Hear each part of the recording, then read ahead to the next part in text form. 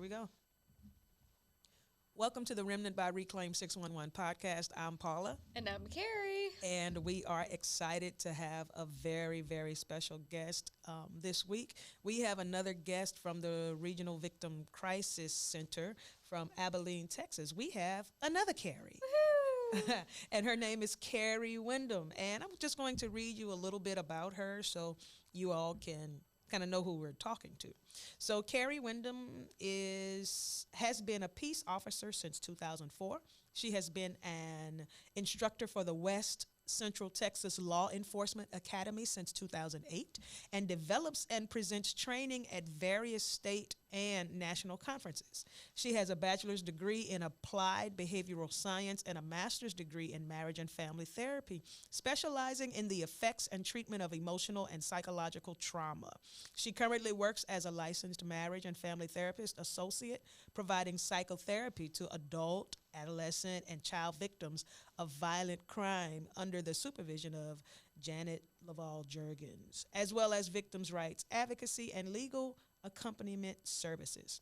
Carrie has been newly appointed to the Criminal Justice Advisory Committee for West Central Texas Council of Governments, which reviews and prioritizes grant applications under general victim assistance, violent crimes against women, criminal justice, and training projects, domestic violence, sexual assault, dating violence, and stalking, general juvenile justice and delinquency prevention programs, and justice assistance grant programs for 19 counties in the state of Texas. Carrie is a published author, creating business and finance, law enforcement, corrections, and mental health related content for various publications online and print publications throughout the nations. She has recently published her first book, Shades of Me, a guided journey to self-discovery, self-reflection, and self-transformation. So I just gave you all a whole lot of information about Carrie Windham. And Carrie, we are so happy to have you today. Thank you for joining us. And so let me tell you how it usually goes. So Carrie Shirato, the way we do this podcast, Carrie normally has a story about our guests. Like she normally has a story about. She's a Carrie, so I don't even have. We're like kindred spirits already, so I don't even have to have a story. Okay, gotcha. So it's not relevant today. It's not relevant today. No, because she has the same name, so it just works.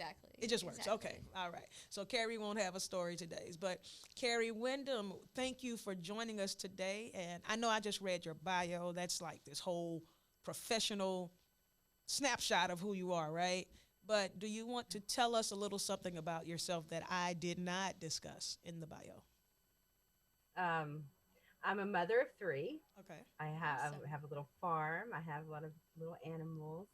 I love my work. I love working with victims. Little shout out to Regional Victim Crisis Center. It's a great place. It's privately funded, so we offer services to clients, no charge. It's grant funded and also by donations. So if you're in this region, it's a great place to put your money to work and to help victims in this region. So that's so awesome. I'm so excited we get to hear from two of y'all that work within the crisis center in the last 2 weeks. So really it's a snapshot of what you guys are doing and your awesome services. Definitely. So I was reading, and I think the thing that caught my attention was dating violence and stalking. Yeah. That caught my attention. So can you tell us a little bit about that? What does that entail? Well, there's a lot of misconception out there about dating violence. There's still a lot who kind of dismiss sexual assaults if it's from, somebody that you're in a relationship with. That if there's a sexual assault that occurs and you're somehow connected to that person in a relationship, that it's not that bad. There's a misconception out there that it isn't, that it's not really sexual assault, that it wasn't really forced there's a big thing there that a lot of people are misunderstand that, and it gets swept away. It seems like there in some people's minds that there's a difference really between a stranger that attacks you and sexually assaults you versus possibly a boyfriend or somebody that you're dating. And so I think that's why there's a push to really define that dating balance, to bring awareness that is also still a sexual assault, whether you know this person or not, whether it's a boyfriend or not, whether it's a girlfriend or not, whatever it is, whoever's doing this, that you can still be sexually assaulted by somebody that you are in a relationship with. And would you say that this also overflows into marriages? Like, I think there's a misconception, Absolutely. right, that you can't be sexually assaulted if you're married to the person. But I mean, I would believe that you can be. You Yeah. know, I mean, Anytime that there's that intimate relationship, it seems like it can blur the lines yeah, with some people that make it somehow it looks different. It feels different, and therefore it's not as bad, right.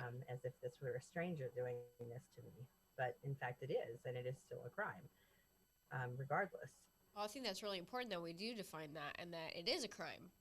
Because I Yeah. I don't think people, like you said, I don't think people correlate those two things together. So Right. how do you educate someone on that? How do you kind of help them to reframe their thinking around that? Well, um, in therapy, as in my role in that, it would be to, we validate and we do a lot of psychoeducation at RVCC, whether it's in the counseling session or we also have um, an, a group within our agency that goes out to schools and educates the schools, so through education to let somebody know, yeah, this is a crime. Okay, whether you're in a relationship or whether you're not, you have the right to your body. Okay, you have the right to say what happens to your body. You're in charge of it. And if you do not give consent, that is sexual assault. It doesn't matter who. So explaining and using education, using laws that are put in place, using um, experiences to advise them, because a lot of people don't realize that. Maybe it's a cultural thing that they were brought up, thinking that, for example, like the instance that you gave, Carrie, in marriage. um, some people believe that when you're married, the right to your body kind of goes away. It gets blended, it gets mixed up in, Right. and you don't have the right to say no. um, and so kind of digging in to see the lens that they're looking through, um, of how they understand consent, how they understand what their boundaries are, helps. Do you feel like That makes that sense. is something that takes a while for people to actually absorb as truth? Like, do you think that that's easy to take it and believe at first, or it takes time and therapy to where they really start understanding that that line is blurred and then that really was sexual assault? Well, you know, as a therapist, you never want to. You're not. You don't want to push anything on the clients. Sure. You're very respectful of their boundaries and their autonomy and everything. So it is definitely a collaborative process, and it can take time, in depending on their lens. I mean, there's a lot of factors that are Sure, sure. It's kind there of a that are hard, going to be. a It general is, question, yeah. right? Yeah, yeah, yeah. No, I Very, get that. I get that.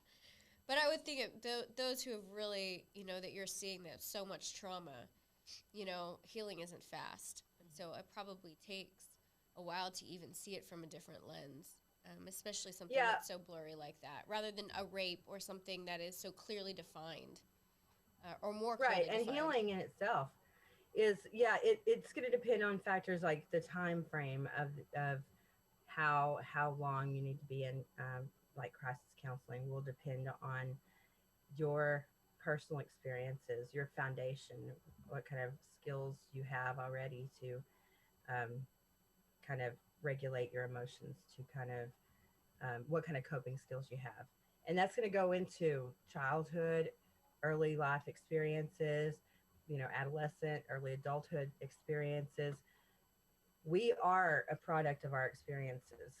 So what your foundation is when, for example, if there was an adult that was, you know, had a crisis and they come in, there's no time frame on how long that would take because everybody is so unique. Everybody is so different. And they come with their own skill sets that are in place.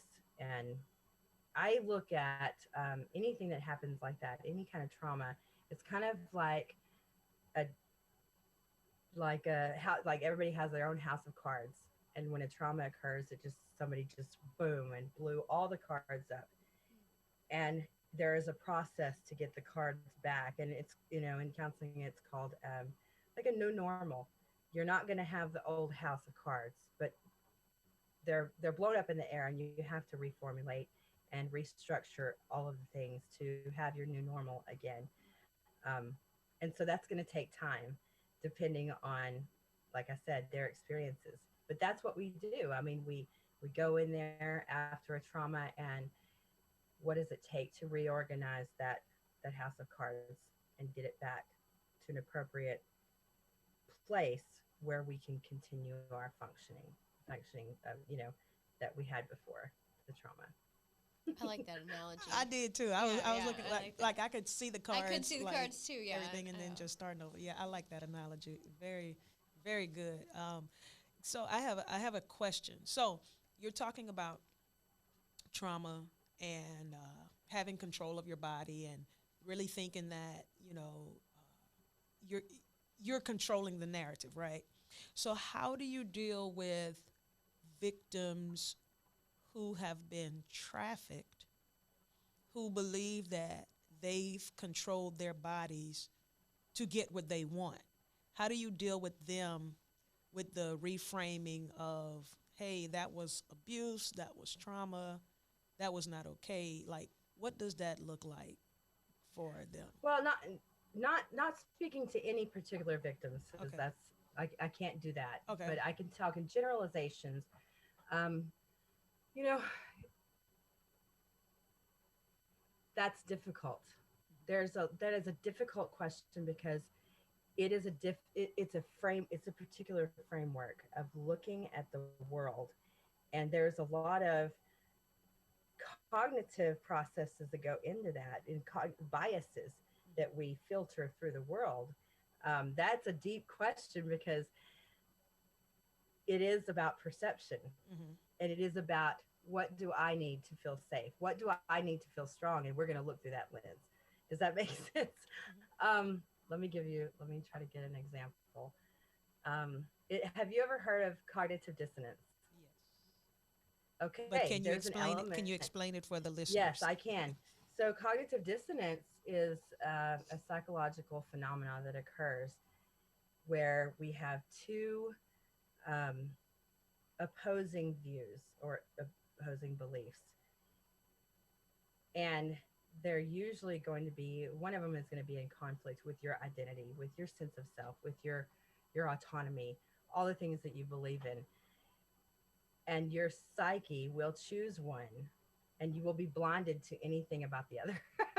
Okay, does that make sense? Yeah, yeah, So Yeah. yeah. sometimes, um, for there was a study done. All right, there was a study done on this was like in the 60s, I believe, where people were getting paid zero money to work really hard. People were getting paid $1 to work really hard. Um, the ones that were that were paid like $1, they hated the job. The ones that were paid nothing, they loved it because of cognitive dissonance. They had to love it because if they didn't love it, then they had to admit to themselves that they were working for free, and they were working like a dog for free at something that they hated. So that is one of the, I don't know if that makes sense to y'all, but we will choose things because of cognitive dissonance that go along with our sense of self that make us feel better, regardless of what the actual facts are. You'll see this a lot with domestic violence. For example, say a woman who is being abused at home, and the her husband beats her a lot. Um, in her mind, she's in love with him. She's in a relationship with him. He's a good man, right? He's a good man, regardless of the facts that he's beating her a lot. He'll come home and just take his anger out on her. That's where we come in with the whole excuse making and the biases that are there of he was just tired. He just had a bad day. I must have done something because I cannot believe that he is a bad guy because I would not love a bad guy. Mm. All right. I would not love a bad guy. And that is all subconscious. That is under the conscious awareness. So those are very hard things to kind of flesh out and say, okay, well, here are the facts. Okay. So here's your image of him, and this is the way that he treats you. And that is a difficult, these are all difficult things. So that human trafficking is very much like that. Okay. I'm in control. I love this. I'm doing this. I've seen that, that's not uncommon. But the cognitive dissonance is the hardest, one of the hardest parts there to break down, because this is stuff that is under the conscious awareness that is happening deep in your psychological makeup, cognitive dissonance. Because that woman, the domestic violence victim, it's easier to blame herself for doing something wrong than to admit that she's in love and in a relationship with somebody that is the way that he's acting, right? This It's sounds easier. very much. Is it accurate to say this is very much like a survival mechanism, like Stockholm syndrome is, like So the yeah, kind of sometimes it can be. because Absolutely. you're in those situations, you have to survive. Like just you talking about that one study, I'm thinking, well, in order for that person to survive every day and not, you know, totally lose all like reasons to want to live, he or she has got to know that even though he's not getting paid, she's convincing themselves they love this, because otherwise it's going to be really bad. You know, it's Yeah. for their Yeah. survival. Just like Exactly. just like if they're just in you know, parallel to a relationship, you know, you have to do the same thing, kind of like Stockholm syndrome. You know, it's a survival mechanism. I don't know if those two equate to each other, or maybe I'm making that up, but Well, under trauma, and that goes to human trafficking or any other kind of victim, trauma changes the brain, right, and that you have less cognitive functioning, you have less um, ability to make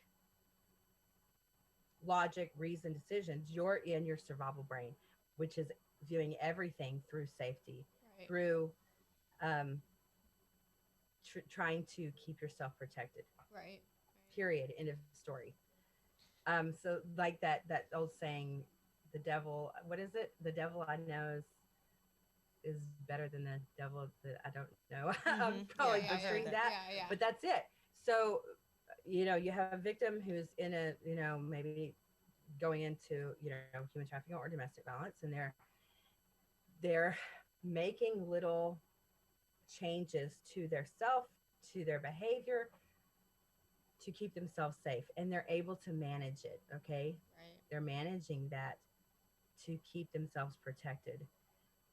There was a lady that out of Abilene that gave this great metaphor about victims and in relationships of any sort, and it was like this lady, say somebody's on a boat in the middle of the ocean, and there's a shark out there in the waters, right?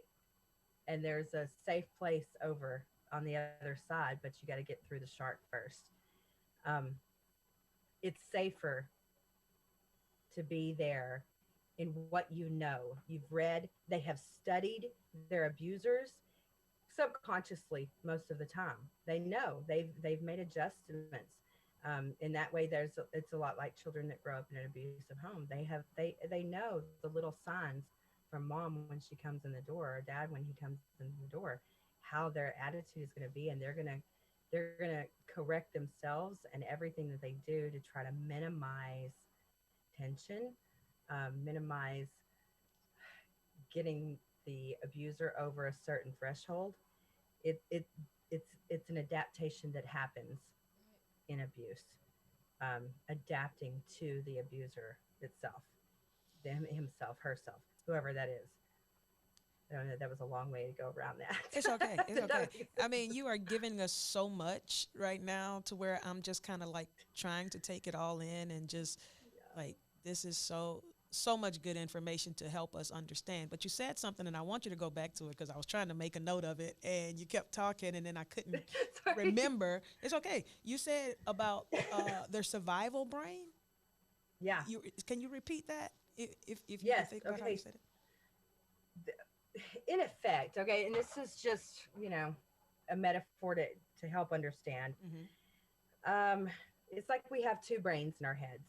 You have the thinking brain, it's up here in the prefrontal cortex, and then you have the feeling brain, okay? And it's about from here down. Okay. And so the feeling brain is connected to all of your body, your nervous system. And it is really primal. It is all about survival. Um, it's like what a baby has. Okay, a baby, all the basic human functionings that a baby can do is what your feeling brain does. Um, it's really quick. The actual brain, the brain matter, the consistency of the brain matter is different texture than the thinking brain because they have two different functions. Up here is your what is like your adult brain. Okay, it's logic, reason, problem solving, all of that kind of stuff, and it's the one that calms you down when you get mad, like somebody cuts you off in traffic, and your feeling brain is the one that screams, ah! And then your thinking brain comes in and says, "Calm down, it's okay. They were probably in a hurry. Maybe they're going to the hospital." That's the one that's like really kind of looking at the big picture of stuff. Um, when you trauma changes the brain, your Okay. brain is the only organ that grows and develops according to your experiences. And I'm talking about your emotional experiences. Your brain is, they call it neuroplasticity. And neuroplasticity is the fact that your brain changes per your experiences. It grows, it adapts, it is plastic, it shapes on a daily basis according to your experiences. Like your liver doesn't do that. As long as you have food, your liver is going to be a liver, but your brain changes. It's plastic. It is a plastic. I mean, it's not really plastic, but it's shapeable like that.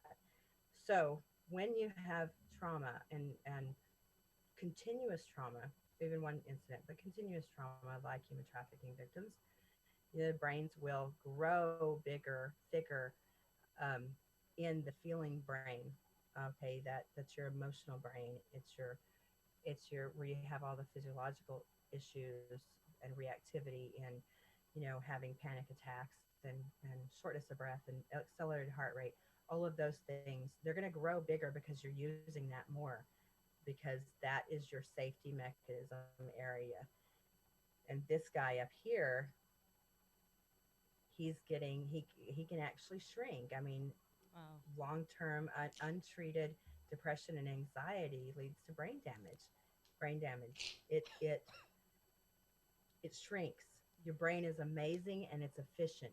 It will grow bigger in what you're using it for, and it will cut back just like your muscles. If you stop using your muscles, they're going to atrophy, right? They're going to go away. And that's what happens in the brain too. You can see that. The little synapses and connections up here in your thinking brain shrink. Blood supply gets, the I'm not a doctor, the vessels or whatever, the veins, whatever that hooks the blood into your head, it gets smaller. It shrinks. Wow. You can see these on brain scans. Um, so that's their survival brain. The feeling brain is their survival brain. So when you're using it all the time, it's going to get really efficient at being used, and it's going to bulk up in there. And it does grow. There's a part in your brain called the amygdala, and it gets bigger. That's your alarm system. That's your fight, Right. flight, or freeze system that alerts you to danger, and it is overactivated and it bulks up. It's like you're working it out. They are working out consistently. as they're having this continuous trauma, that is getting bigger, and this part is getting smaller. Right. So, Makes total sense. That so when you're making yeah. these decisions, like going back, and I did take a long way to get there, but going back to what you said about survival decisions, that's who's making the decisions, is the feeling brain. This guy up here is on brain scans. You can see it's like it goes offline like a printer. He goes offline like the one that's making reason, logic, calculation, problem solving, all of the adult things. There's no activity when somebody is suffering from a trauma, when they are in that high alerted state. This guy is gone. He's offline like a printer. No activity whatsoever. So this feeling brain is making all of the decisions. So all of the decisions are being viewed and looked through that lens of what do I need to do in this moment to keep myself safe. So in this moment, it's safer for me to shut up and go over here. It's too scary. It's too dangerous to go over here, whatever it is. If you can look, because I see a lot of people that have a hard time. Why don't they just leave? Why don't they just do this? You know, a lot of the questioning. And I'm like, first of all, likely they don't have the capacity right now that you have, because first of all, you have distance. You're not in that accelerated rate where all of your blood flow is right here in your feeling brain, who is only looking at life or death, and that's where we're looking at decisions. We don't have that other capacity right then. So I appreciate you taking the time to. I know this is a hard topic. The trauma brain is incredibly complex. It really is, but I think you did such a good job just talking about, like, working the muscle out, and like the muscles you do work, like those bulk up, those get bigger, and so that emotional side of your brain is overreactive, and yeah, it's just working on overtime that the other part of the brain that's more rational, in the prefrontal cortex, it can't even keep up. It can't defend, because the other parts of the brain are so overactive. So I think you did a great job. And so thank you yeah. for taking the time to Thank you. explain that. Yeah. Yeah, and I think it comes down to also, and well, most of this is a question for you, because I know working with patients in a completely different way than you do, that we have to take that in consideration when we're talking to our patients and victims, because the way they respond is so on alert that sometimes it's really hard to capture timelines. It's hard to capture more concrete things because they're so emotional, and that takes time to sit down and kind of give them time to talk it out and define timelines. And so I guess my question to you would be, if in an acute setting, maybe to like our medical professionals and other people who are listening, what's maybe some tips when we're talking to the patient who is had a lot of trauma in more of an acute setting? What are some things that we can do, or questions, or way we can, like, pearls to interacting with them when we know what is going on in their brain is different than somebody who has not experienced trauma? Does that make sense? Yeah, it does. Okay, so one thing is understanding the trauma, going back to understanding the trauma brain, is some of your brain plays double duty. All right. So, yeah, it's very efficient. And it, for example, the hippocampus is, I call it like a archivist or a researcher, because part of its job is to reference all of your previous experiences. If like say your sensory input from the outside world, your smell or your touch or whatever, well, not the smell, the sight, touch, goes through your thalamus, which part of your brain, and it goes right to your amygdala, the little guy I was talking about, the almond shaped thing. And he is the one that is responsible for, I don't know if you guys want to share it. I have like a little chart if you wanted to, I could pull it up. I don't know if you can't, if you want to, but it would show all of this. Um, anyway, it goes through the amygdala, and he's in charge of looking at all the sensory input to see if it is either for your benefit or if it's a threat. And part of what he does is he gets communication from the hippocampus. Hippocampus references everything that you've ever experienced and says, is this something that was good for me, or was this something bad for me? And it tells the amygdala. And so he has to decide after the hippocampus tells him if this is a threat, and then he will alert or not. So during a time of um, trauma, a threat, a big threat, the hippocampus is one of them that plays double duties. And he's also responsible. I call him the archivist, the researcher, because he references everything and he also writes everything down. Like I hit on your use of timeline a while ago. He writes everything down, all of our experiences. Like you can remember how you got up this morning. You have a beginning, a middle, and an end to getting up and leaving the house today. It's all in order. It's a story. It's a timeline. Right. During a trauma, the trauma brain, when your amygdala kicks into fight, flight, or freeze, the hippocampus does not write anything down anymore. Okay. What he does is he starts doing he goes into the fight or flight too. So he has a part in preparing your body for fighting, fleeing, or freezing, whatever is safer for you at that moment. So the hippocampus is no longer writing stuff down in a narrative form, in a timeline form. So your memories get fragmented. They're like Right. thrown all over the place. They're not a story anymore. And so you'll see a lot of victims that have a hard time articulating what happened, and that really drives me insane. Um, the It's so way hard. not the victims, but the way that people don't Yeah, understand, and they see that as a loss of credibility. Because if you okay, exactly. you know, you're sitting here and you're like, you're telling me you got sexually assaulted, but you don't know what time it was, you don't know where you was, you don't know when it happened, and you don't know this, and this. Well, yeah, because the brain, that part of the brain wasn't working that way anymore. It's not that way. There is it they don't have that timeline. A lot of them don't, because Right. when you get to an accelerated point, it's not writing it down. It's not creating that story and timeline. So, getting back to what you asked, one of the things that you can do is ask more sensory questions, because the trauma is going to be stored in the body. So, um, what did you smell? What did you hear? Those types of things. It's a sensory input. It's not archived like every other memory is. It's a different kind of memory storage.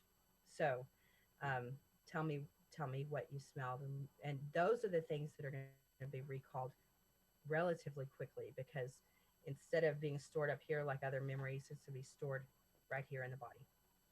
That is so Fascinating. good. I Yeah. haven't actually heard anybody say it like that before, and I mean, that's really really good Yeah. because you really touched on exactly what I wanted you to touch on. Is that when you're talking to them, they lose a lot of credibility, especially in acute settings, when people don't understand the Yeah. trauma brain because they're like, why can't they remember that? Why can't they tell me the story? I see that a lot in the clinical Yeah. side as well. That and it's really unfortunate because it's just a misunderstanding of trauma, really. So Yeah. that It is such a definitely needs to great be point educated on. about the sensory questions. That's I pretty. don't know if I've actually I want really to say asked this, that. but that's pretty dope. Like, Yeah. that's Yeah. pretty good. And Carrie Windham, I don't even think that I introduced you to Carrie Sherrato. Carrie is a she is one of the co-founders of Reclaim, but she also is a nurse. You can Nurse tell us practitioner. nurse practitioner. So Carrie sees victims I through. work more in acute emergency room kind of settings. So we see a Okay. lot of acute trauma. And Yeah. that just over the years, I and learning more about trauma in the brain and working with trafficking victims, I've seen where I've really missed it and where I've gotten frustrated because I didn't understand. And so that's why I really wanted to bring up this question because I see it all the time where people are like, oh, they're crazy, and Yeah. like, no, that's just trauma. Mhm. And we don't get trained really well on that in nursing, in the medical field, unless that's really your specialty. There's not a lot of attention to that. So I really appreciate, and then that sensory question, I've literally never heard anybody say that. So it makes me think about questions I might ask differently, especially after an acute trauma or things like that. So thank you for that. You're welcome. Yeah. Good. Yeah, it's just not linear. We're used to things being linear in a timeline, and they're fragmented, and they're all over the body. Yeah, I You heard know. once, I don't know if this is a good analogy, but they said that traumatic memories are more like pictures than a movie. Like a non trauma brain would be more like sequential in a movie, Yeah. and traumatic memories are more like pictures, like here and there. They're just like you said, like really fragmented. And I don't know why that helped Hmm. me think about that. Probably like pictures or pieces of a puzzle that's just here and there, Yeah, and Yes. you're trying to they don't make connect it. sense. Yeah. Yeah. Yeah, and that is part of what what we do is to reorganize and restructure and put it in beginning, middle, and end, put them all together.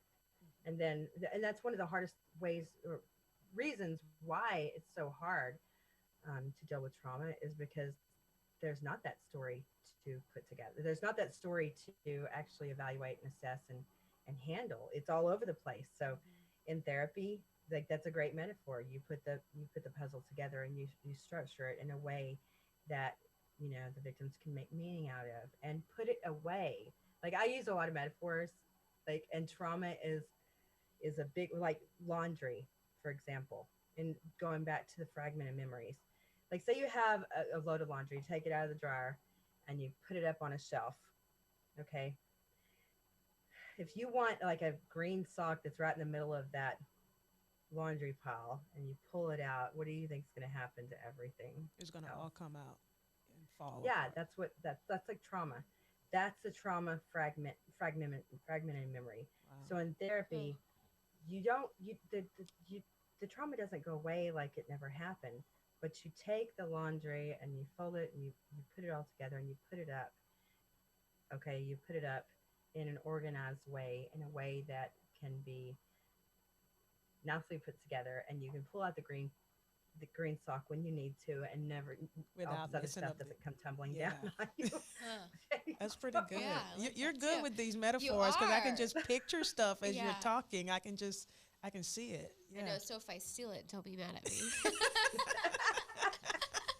we pick these up. I'll give We you pick them credit. up. I'll give you credit. This was not my analogy. I love it. I love it. Well, Carrie, we are getting ready to wrap up. I mean, you've given us so much information, so much great information. Um, I do want to ask another question, though, because this podcast is focused on victims of human trafficking and sex trafficking. We talk a lot about sex trafficking. Um, what are some things I guess you can leave the listeners with when dealing with victims of self trafficking? I mean, sex trafficking, especially from the aspect of someone who deals with trauma. Like as in a supportive role. Yes. Okay, that yeah, support first and foremost. It's going to be hard, or it is often hard for people to understand what's going on and why. They get a lot of from my experience. I've seen a lot of people like, why are they doing this? Why are they going back? And it's also like through the lens of domestic violence. Support. I'm here for you.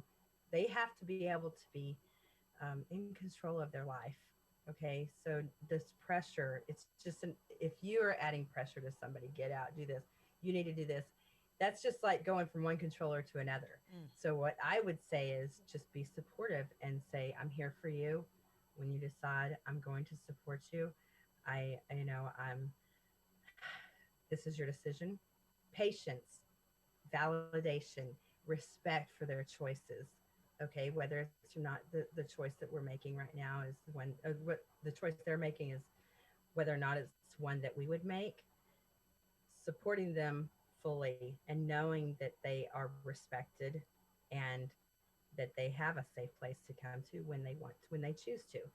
Okay, because right now it may be safer to be in their mind, in their survival mind, maybe safer where they are and what they're doing because they're managing it right. They know the devil, whatever the devil that I know is safer Mm-hmm. than the one I don't know, Right. and that may be where they are right then. So if we I've seen it just a lot of people pressuring, and it's harder on them. because there's another outside force, another person trying to tell me what to do, another person trying to control me. That's all it looks like.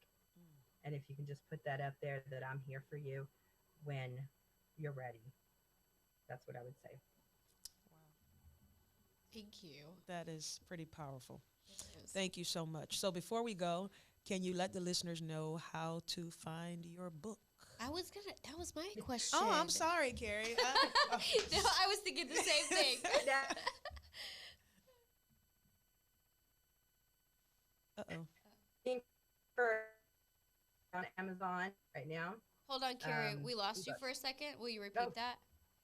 Amazon. Amazon. Sorry. Okay. Amazon. Okay. Yeah. Okay. Is it a paperback or an ebook or? It is being formatted for paper. Right now it's an ebook. Okay. So it is going to be paperback pretty soon. And can you say the name of the book again? Shades of Me. Awesome. I'm excited. Yeah. Shades of Me. I love it. All right, guys. Well, we are wrapping up, and we thank you so much for tuning into the Remnant by Reclaim 611 podcast. And we thank you to our very special guest, Miss Carrie Windham. Thank you for joining us today. I'm Paula. And I'm Carrie. And if you would like to know how to contact us, you can reach us via email at support@reclaim611.org or check out our website at www.reclaim611.org. All right. Thank you, guys. And don't forget to step into the fight. Bye. Thank you. Bye-bye. Oh, you don't have to leave yet. We just had to turn off